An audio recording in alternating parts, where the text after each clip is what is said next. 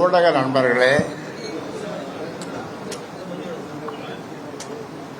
வழக்கம் போல் தைலாபுரம் தோட்டம் அதில் விதைக்கின்ற நான் பாசத்தோடு உங்களை வரவேற்கிறேன்.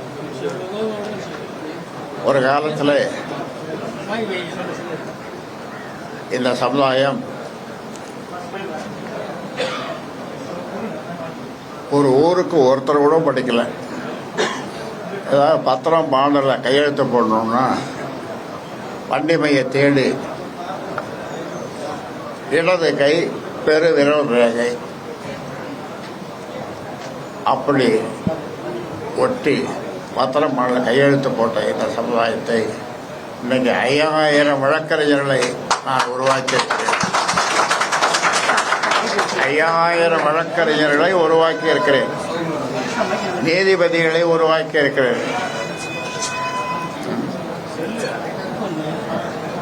இன்னைக்கு பார்த்தீங்கன்னா 300 பேருக்கு மேல இன்னைக்கு வந்திருக்காங்க. வெளியில ஒரு 100 பேர் நிக்கிறாங்க. வெளியில ஒரு 100 பேர் இருக்காங்க. இதெல்லாம் இடஒதுக்கீட்டுல படிச்சவங்க. எல்லாம் இடஒதுக்கீட்டுல MBCல படிச்சவங்க. ஆக நிறைய நீதிபதிகள் கீழமை நீதிமன்றத்திலிருந்து மேலே வரைக்கும் நிறைய நீதிபதிகள் உருவாக்கியிருக்காங்க. எல்லாம் MBC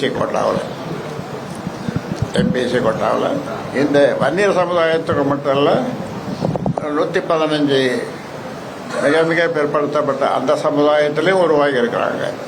அது என்னுடைய உழைப்பால், என்னுடைய அமைப்பால், நான் என்னுடைய போராட்டத்தினால அவர்களும் பயன்பெற்றிருக்கிறார். அந்த வகையில் ஏனென்றால் சமூக நீதி என்றால் அதை பேசக்கூடிய, இந்திய அளவில் பேசக்கூடியது என்னை விட்டால் வேறு ஆளே கிடையாது. நான் ஒருவன் தான் அதை பற்றி பேச முடியும். என்னால் மற்றவர்கள் பேச முடியாது, அவர்களுக்கு அதை பற்றி தெரியாது. ஆக இன்றைக்கு இவ்வளவு பேர், 300 பேருக்கு மேலே வழக்கறிஞர்கள் இங்கே கூடியிருக்கிறார்கள் என்றால் அது இந்த மிக மிக மிக பிற்படுத்தப்பட்ட இந்த சமுதாயம் படித்துக் கொண்டிருக்கிறது.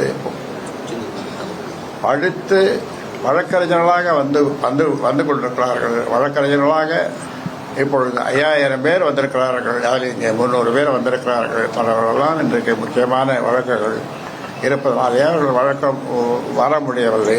அவர்களெல்லாம் வர வேண்டும் என்று சொல்ல இந்த அளவுக்கு போதாது, வேறு இடத்திலே தான் வைத்திருக்க முடியும். அந்த வகையிலே இன்றைக்கு இந்த இங்கே வந்திருக்கின்ற வழக்கறிஞர்கள் மேலும் மேலும் அவர்கள் உயர்வு பெற்று நீதிபதிகளாகி, அவர்கள் அந்த காலத்தில் சொல்லுவாங்க, இவர் எழுந்து நின்னா டைகர் மாதிரி, சிங்கம் மாதிரி கட்சிப்பாடணும். அந்த காலத்தில் நான் சொல்றது ஒரு 40-50 வருஷத்துக்கு முன்னால் உயர் நீதிமன்றத்திலேயும் மற்ற இடத்துலையும் அப்படி கர்ஜிப்பாடணும் வழக்கறிஞர்கள். அப்போ சொல்லுவாங்க. இப்போ நம்ம சமுதாயத்தை சேர்ந்தவர்களும் அதே மாதிரி கர்ஜிக்கிறார்கள் சொன்னால் வாதாடுகிறார்கள். உச்சநீதிமன்ற தலைமை நீதிபதி கவாய் அவர் மகாராஷ்டிரா போகும்போது அவர் ஒடுக்கப்பட்ட சமுதாயம் 2வது நீதிபதி. அவர் அவங்களுக்கு உரிய மரியாதை எங்க கொடுக்கலன்னு சொன்ன நீங்க தான் சொன்னீங்க. அதனால இந்த வழக்கறிஞர்களுக்கு